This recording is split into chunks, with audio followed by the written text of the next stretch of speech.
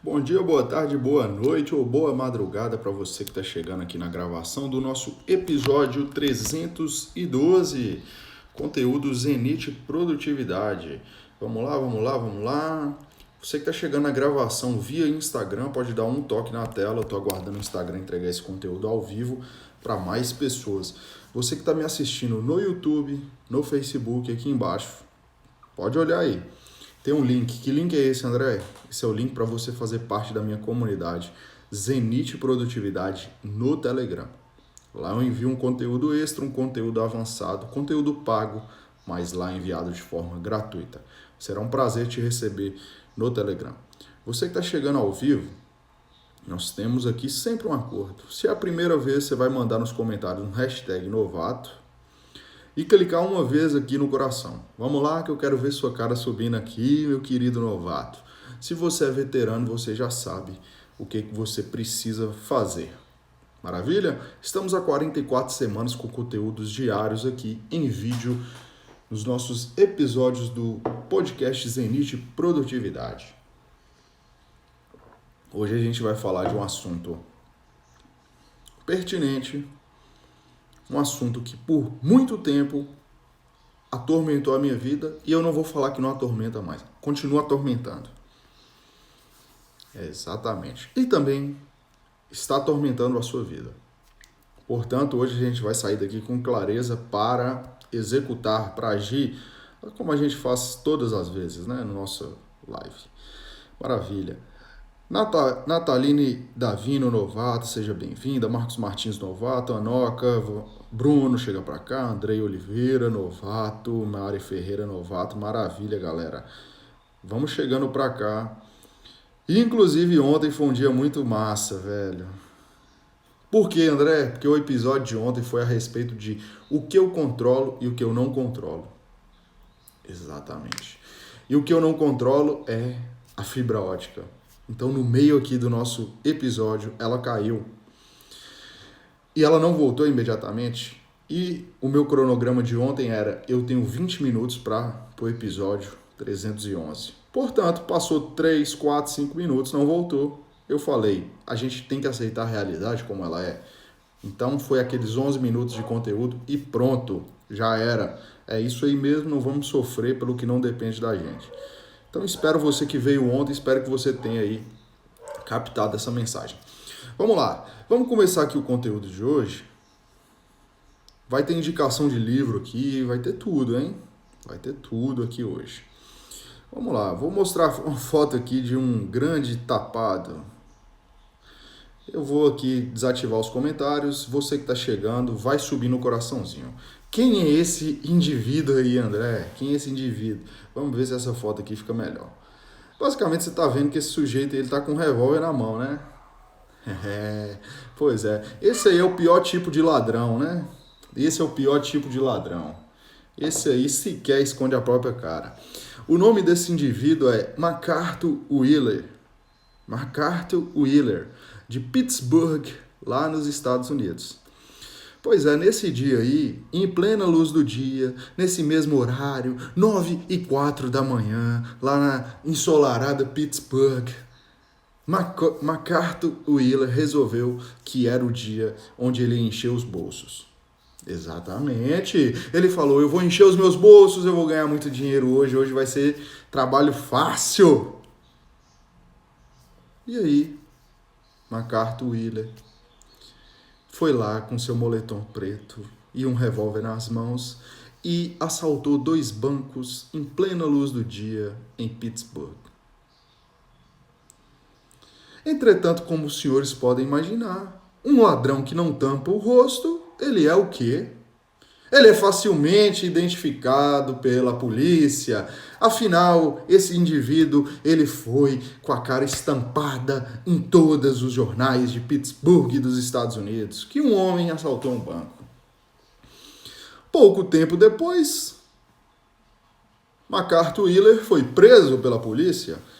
E vocês acreditam que MacArthur Wheeler ficou em choque, em pânico? Ele não acreditava como que ele tinha sido identificado.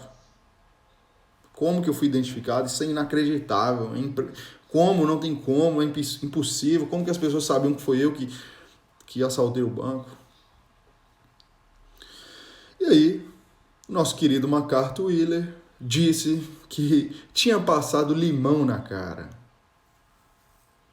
Que, André? Meu Deus, o cara, você tá trazendo a história de um cara doido? Eu não sei se ele é doido. Todo mundo é um pouco doido, né? Você é um pouco doido, eu sou um pouco doido. Mas, basicamente, ele não era... Aparentemente, ele não era doido. E ele passou limão na cara e falou que achava que não seria reconhecido por isso. Por que eu estou trazendo essa história dele? MacArthur Wheeler, assim como nós percebemos o mundo com os nossos próprios sentidos. Então, eu e você, nós temos algumas regras para tomar as decisões. E essas regras são baseadas nos nossos modelos mentais, que são as minhas ideias, as minhas crenças e os conceitos que eu e você temos armazenados aqui. São isso aí que está armazenado no nosso cérebro, que vai fazer o funcionamento da nossa vida, das nossas ações, das nossas decisões, o que a gente faz no dia a dia. Perfeito? Foi aí que alguns pesquisadores resolveram aí investigar mais a fundo esse de MacArthur Wheeler e esse momento. Eles foram tentar entender se as pessoas realmente... Por que acontece isso? E aparentemente esse sujeito ele não tinha nenhum tipo de problema mental, tá? Não tinha. Por isso que eu desculpa até ter usado aquele termo, né? Foi equivocado da minha parte, mas aparentemente ele não tinha. E aí existe esse estudo aqui. Eu não quero que vocês entendam muito bem isso aí e tal, mas basicamente subindo aqui, ó, nós temos a nossa confiança. E embaixo no gráfico nós temos o nosso nível de conhecimento. E aqui se chegou a um efeito que se chama Dunning-Kruger, que eram os pesquisadores, né? Dunning e Kruger. E que efeito é esse, gente? Basicamente, eles avaliaram alguns grupos ali, fizeram testes ali com os grupos nesse estudo, e aí chegou-se a uma conclusão. As pessoas incompetentes... Mais uma vez, pessoas incompetentes que não têm habilidades, capacidades para executar determinadas atividades, esse grupo das pessoas incompetentes, eles se avaliavam completamente diferente. Como assim, André? Eles se superestimavam muito. Eles avaliavam a si próprio, às vezes 1,5, 2 vezes mais capacitados do que eles realmente eram. E quando eles deram de frente com os resultados, eles ficaram possessos. Eles ficavam possessos. Eles não acreditam. Não, eu tenho capacidade para isso, eu tenho habilidade, sim, eu sei. Não, eu estou certo. Então, o grupo incompetente, ele sempre se julgou mais competente do que ele era. E aí ele tomava decisões erradas, ele não conseguia perceber que ele tomava decisões erradas, ele não percebia também que ele estava indo no caminho e na rota errada, e que o que ele fazia não funcionava. E aí aquela coisa, aquele ditado que todo mundo já ouviu falar, né? É o cachorrinho bonitinho correndo atrás do próprio rabo. E a gente tem vários empreendedores, vários profissionais que estão correndo atrás do próprio rabo. Corre, corre, corre, corre, corre, corre. E aqui... a gente entra aqui nesse processo de superestimar. Eu me superestimo, eu acho que eu sou bom pra caralho, eu sei tudo. Exemplo claro, eu vou dar um exemplo aqui por causa de experiência própria minha, tá? De ter ficado mais de 4 anos no centro da cidade, convivendo com empreendedor todos os dias, e eu também entrado nesse mundo, eu também me superestimando.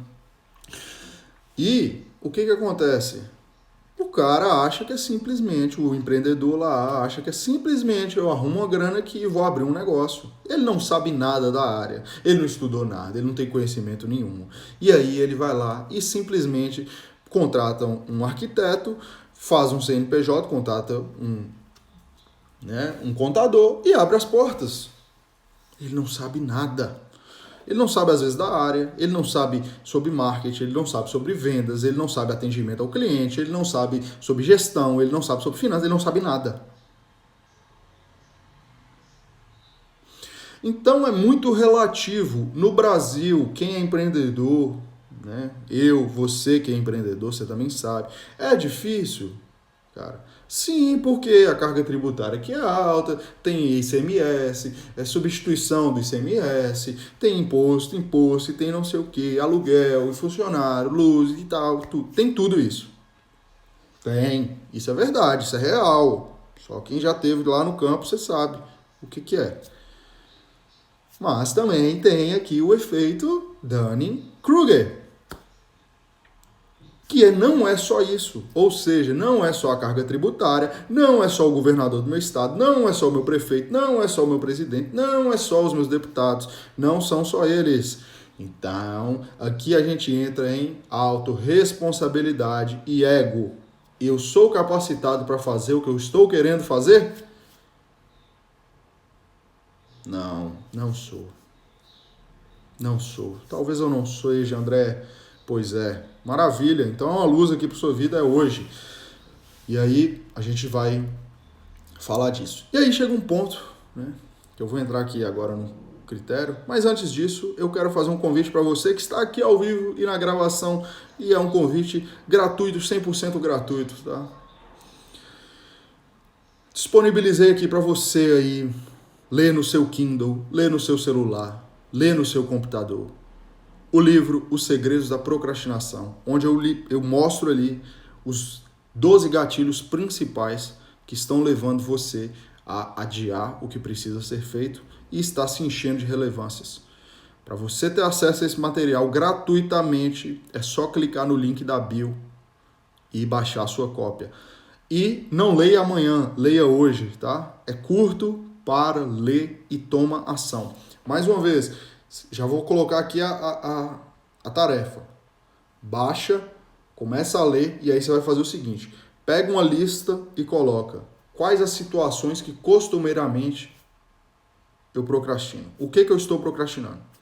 Depois, pensa, por que eu estou procrastinando? Talvez você está no efeito Dunning-Kruger. Você quer fazer algo, mas você não tem habilidade, capacidade, informação, conhecimento para fazer. Então, talvez isso aí já é efeito. E outra, identifica os gatilhos, quais são os gatilhos e quais as ações que eu vou tomar. Exemplo, eu posso me colocar uma recompensa para fazer a tarefa. Eu posso pegar e assumir um compromisso com alguém. Isso funciona muito também. Hoje eu falei lá no grupo dos meus alunos do Desafio 30 Dias exatamente isso, que é: eu, André, preciso fazer algo, mas eu estou procrastinando. Eu vou e chego aqui para a nossa querida... Deixa eu ver quem está ao vivo aqui. Quem está ao vivo. Eu chego para Gonçalo. Gonçalo, fala, meu irmão. Gonçalo, até às 18 horas, cara, eu tenho que terminar um trabalho aqui. Que trabalho que é esse, André? Gonçalo, basicamente esse trabalho velho, eu tenho que gravar 2 vídeos para o YouTube e eu estou procrastinando esses vídeos porque esse ano eu me comprometi a criar, Gonçalo, conteúdo nativo para o YouTube. Então, cara, eu tenho os vídeos escritos, mas eu estou procrastinando. Então vamos fazer o seguinte, hoje, Gonçalo, às 18 horas eu vou te enviar o link dos vídeos e aí você me dá um feedback. Beleza? Ah, fechado, André. Beleza, se você não fizer, o que você faz? Não, vamos fazer o seguinte, me passa a sua conta aqui, Gonçalo. Vou te depositar R$100. Vou transferir. Se eu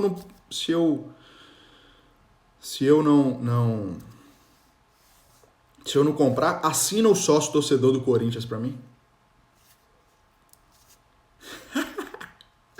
Assina o sócio torcedor do Corinthians, beleza? Meus R$100 você dá lá no sócio torcedor do Corinthians. Calma, eu não sou corintiano, claro que eu não sou corintiano, então assina lá o sócio torcedor do Corinthians. Ah, meu filho, primeiro seu dinheiro tá em jogo, segundo, imagina lá, seu dinheirinho indo pro seu adversário, que dor no coração, hein? Eu faço qualquer coisa, mas isso não acontece não, bicho. Comigo não acontece não, meu dinheiro não. Sem clubismo, hein, galera, não fique irritado comigo não, eu respeito você, você me respeita. Beleza? Então vamos voltar para o efeito Dunning-Kruger.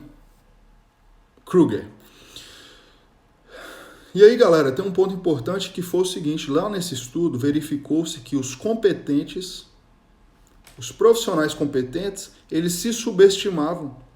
Então, a avaliação própria que eles faziam deles, eles atingiam resultados superiores até ao resultado que eles previam e como eles próprios se avaliavam. E quantas vezes na vida nós entramos também nesse quesito de me subestimar. Eu sou um profissional, sou um empreendedor, uma pessoa que está aí, que está trabalhando, que está se desenvolvendo, que está se aperfeiçoando, que está... Mas eu me subestimo, eu nunca acho que eu estou pronto. Eu nunca acho que eu estou preparado. E aí eu deixo de agir. Aqui é esse duelo do ego. É o ego, é o ego, é o ego. Esse assunto aqui, ele tem um livro que foi objeto de anos de pesquisa de um cara que se chama Ryan Holiday. Eu não vou adentrar muito no livro, mas esse livro aí, ele é excelente, cara. Apesar dele ser mentorado de como é que chama aquele cara? O carinha das... Robert Greene, sabe quem é, né? Não, Robert Greene é o cara dos 48 leis do poder. Mas 48 leis do poder na mão de tubarões é um perigo, tá? Então inclusive eu acho que esse aí é o livro de cabeceira de muitos tubarões que estão aí, né, sangrando a gente. E aí, basicamente, cara, esse livro, ele me mostra algo que foi real na minha vida e que talvez seja real na sua vida.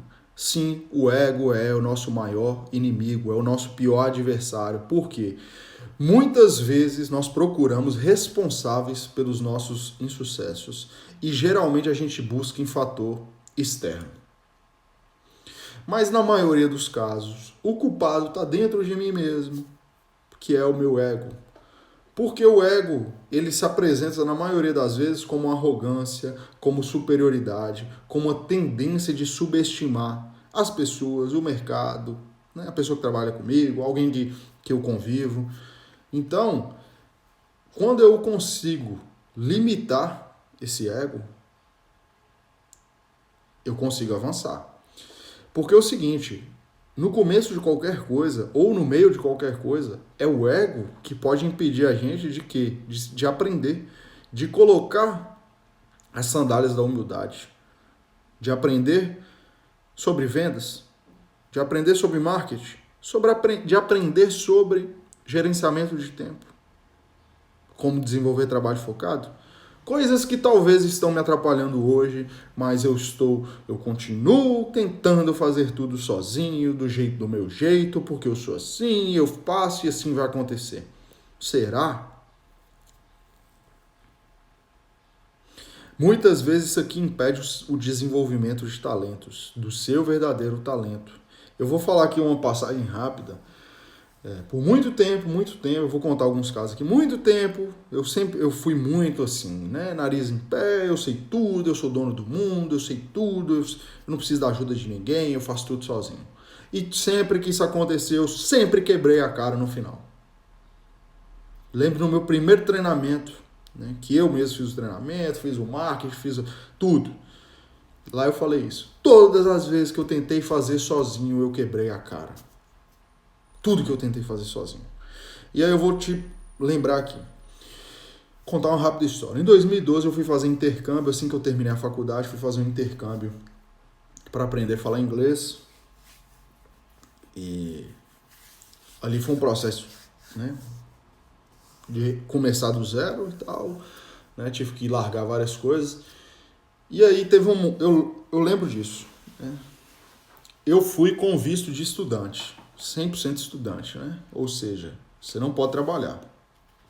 Só que eu tinha vários amigos que foram de trabalho. Conheci várias pessoas que foram de trabalho, visto de trabalho. E aí, como eu fui para lá para aprender, eu sempre gostei de conversar, de comunicar. Tudo que eu fiz na escola lá foi para comunicação, para falar. Então eu não fazia nada que tinha, nenhum tipo de atividade que tinha escrita, essas coisas, tarefa, eu não fazia nada disso. Era conversation de manhã e conversation à tarde. 100%. E aí teve uma passagem lá que nós fomos para uma cafeteria, né, com a professora lá. Ela era africana, mas africana do Zimbábue, né? E aí ela contando lá e tal, que ela era professora lá, formada no Canadá mesmo. Acho que psicologia, uma coisa assim. Exatamente. Era psicologia, mas dava aula de inglês em escola para estrangeiro. E aí ela estava contando algo que acontece aqui, eu vou trazer isso para nossa realidade, tá? Que o pessoal, por que o estrangeiro ele vai para esses países desenvolvidos e ele começa a dar, eu falo assim, o que persiste, né? O persistente. Por que ele dá certo?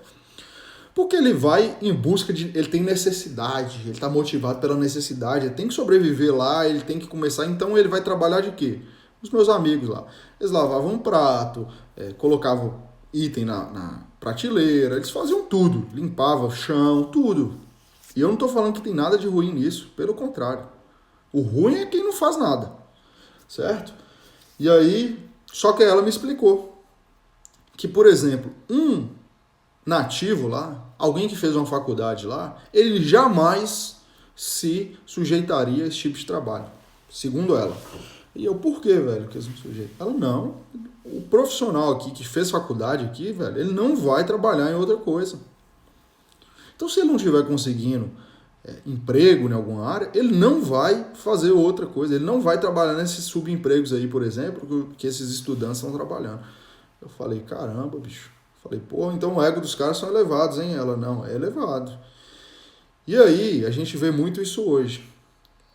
Por que a gente vê muito isso hoje? Aquele padrão do trabalho, né? Aquele trabalho, putz, André, eu fiz faculdade de administração, aprendi várias habilidades lá na administração. Eu vou ter que usar isso dentro de algum, né, de um setor lá da empresa. Não necessariamente. Então, exemplo também, engenharia. Quando a Copa do Mundo veio para o Brasil, quando as Olimpíadas vieram para o Brasil, eu lembro claramente disso, capa do estado de Minas, eu tinha acabado de começar a faculdade ali, falando, o Brasil tem déficit de sei lá quantos milhões, se eu não estou enganado, era 10 milhões de engenheiro, uma coisa assim. Na época que isso aí surgiu, virou um boom nas faculdades de engenharia, pelo menos aqui. Boom! Eu próprio falei, velho, eu vou ter que largar o direito de fazer engenharia, porra. E aí lá falava, na capa falava, né, o salário inicial de não sei quanto. Então muita gente foi e mergulhou nessa sem ser o que verdadeiramente queria. E aí o que aconteceu? Na época, pouco depois da Copa do Mundo, isso aí mostrou que isso aí era lorota e o país entrou ali, né, em uma recessão, já tem vários anos isso. E aí essa galera ficou fora. Por quê? Porque não tem espaço para... Entretanto, tem espaço para a habilidade que eles têm. Eles têm inúmeras habilidades. Várias coisas que são aproveitáveis em outras áreas, em várias áreas. Inclusive, aí eu já escutei alguns podcasts, vários donos de empresas falam que tem preferência por... que ama, né, o pessoal que veio aí da engenharia, mas não como engenheiro, como outras coisas. Ou seja, aproveita o que o cara... né, as habilidades que ele tem e traz ele para dentro do negócio, porque eles acreditam lá, não sei porquê, né, mas eles acreditam que essas pessoas conseguem desempenhar várias coisas. E aí esse ego entra hoje. Então muita gente tem formação, tem qualidade, entretanto tá com a cabeça de que, não, mas o tanto que eu me preparei e tal, eu não vou me sujeitar a isso. Entretanto, aqui é a hora de colocar as sandálias da humildade, de, né, colocar a faixa branca na cintura e começar a treinar, a se desenvolver, a se aperfeiçoar. Porque, galera, eu vou falar aqui para finalizar, né, justamente essa foto aqui. Né, esse aqui sou eu, ó, esse aqui de kimono branco, aí, sem barba, sou eu, né, com a mão fechada. Isso aqui é quando eu comecei a treinar jiu-jitsu. Né? Hoje, ali atrás está ali meu faixa. Comecei a treinar jiu-jitsu lá em 2007 para 2008. E nessa época aí, eu já treinava o Muay Thai, tinha uns 3 anos. né? Gostava demais, era, né? Às vezes dava umas aulas, era instrutor e tal, gostava, todo dia treinando, e treinando só com cara fera, só com lutador, né? Apanhando pra caramba, mas assim, relativamente era até bom, né? E aí o que aconteceu? Foi aí quando o meu professor do jiu-jitsu, que na verdade ele treinava comigo, ele era meu colega, ele me chamou pra ajudar ele a treinar Muay Thai na casa dele, e ele ia me ensinar jiu-jitsu. E aí começou aí chegar essa turma aí, essa galera. E aqui nesse momento, eu recordo muito bem disso, o meu ego, ele bateu na minha porta. Foi aí que o ego falou, velho do céu, você tá aqui, cara. Você tá no Muay Thai, você tá na zona de conforto, você tá confortável e tal. Pra que você vai enfrentar isso aí? E aí, todos os dias que você ia lá, faixinha branca, apanhava, o ego batia na sua porta. Para com isso, desiste disso, né? Isso não é pra você. Pra que você vai ficar, velho do céu, você tava lá bem e tal, você vai vir aqui pra ficar sofrendo com esses caras, meu Deus, não sei o quê. E isso acontece na nossa vida. Essa história acontece na nossa vida, que é quando eu tenho que vestir, e aí leva essa analogia, vestir o kimono, colocar a faixa branca na cintura e entender que ali é o começo de uma nova jornada e que eu sou o aprendiz, eu tenho que aprender, sim. E aí o caminho mais fácil é sempre desistir. É sempre desistir, esse é o caminho mais fácil. Então lembra disso. 90 e tantos por cento sempre vão desistir, que são os fracos. Os fracos sempre vão desistir. Mas deles, ninguém vai lembrar deles. Ninguém vai lembrar dos fracos. Vão ser lá os 3%, que é você, que vão enfrentar a jornada. Vai se desenvolver, vai fazer conexões, networking, vai colocar o seu ego para baixo, vai se preparar, vai aprender com quem sabe mais do que você e qualquer pessoa, né, pode nos ajudar. E aí você vai na sua caminhada, até que você vai caminhando, e aí você vai pegar o que é seu. Lembrando que a maioria, novamente, vai parar pelo meio do caminho. E pode contar com isso, tá? Pode contar com isso, que a maioria vai parar pelo meio do caminho. Isso aí já é fato consumado. Portanto, o mundo é dos consistentes, que controlam o próprio ego e que estão se desenvolvendo dia após dia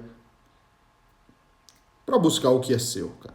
Para buscar o que é seu. Veterano que é seu, veterano que é seu.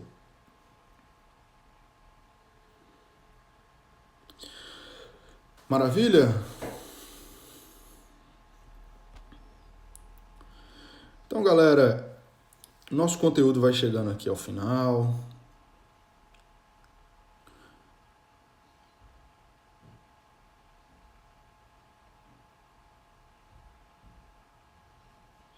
Vamos chegando ao final. Todos vocês que vieram, tá, o nosso conteúdo, Carla, Pedro Vitor, Marcos Martins, Gaia.mission, Gonçalo,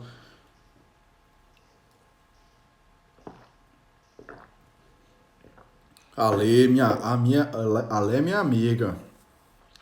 É isso aí. Inclusive eu tava conversando com o Anderson, acho, né? Com o Anderson, isso aí. Ele tava me perguntando do horário, certo? Provavelmente o nosso horário ele vai sofrer uma alteração. A gente vai reduzir, trazer para mais cedo, mas isso aí está em processo de decisão ainda, certo? Mas basicamente, galera, eu não vou mais colocar um horário. Então eu vou avisar no Stories, quem está mais conectado no Stories aí, fique esperto, certo? E lembrando que eu estou quase batendo a meta esse ano, hein? Eu falei que eu faria 200 lives aqui no Instagram esse ano. Já estamos aí na 312 e quando eu prometi isso a gente estava na 188. Pois é.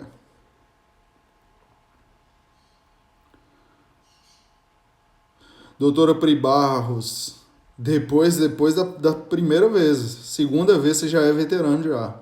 Veterano por veterano de guerra, né? O famoso veterano de guerra. Show, galera, é isso aí. Tamo junto.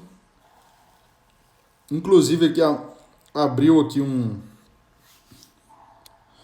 Eu abri um perguntas e respostas e eu vou colocar isso aí lá no Stories, né, pra gente...